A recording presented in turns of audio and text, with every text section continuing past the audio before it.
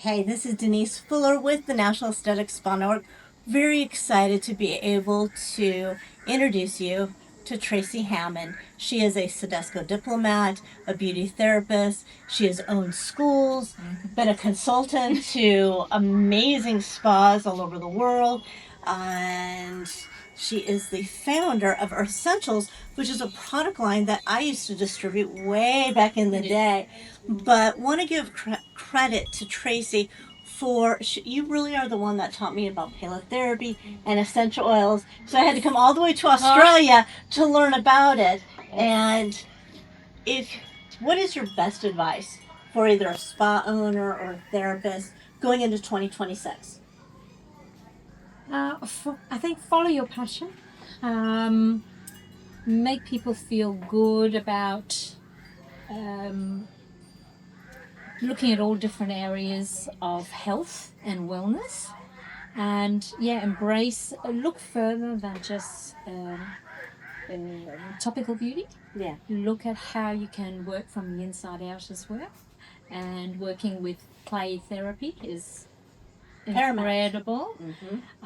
Listen to your body. Listen to your body, whatever your body says. And when it represents itself on the outside, that's your key focus, that you need to look at what the root cause of things are and then work from that with healing, with skincare, with natural ingredients, and with clays. Yeah.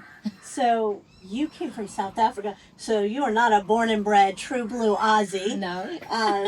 But you did all your beauty therapy training in South Africa. In South Africa. At the CIDESCO in South Africa, and then moved across here and have spent 35 years or so being beauty therapist, launching 2 brands of product, 3 brands now with my daughters as well, the 3rd brand, running my training schools, running some salons and spas, destination spas in resorts.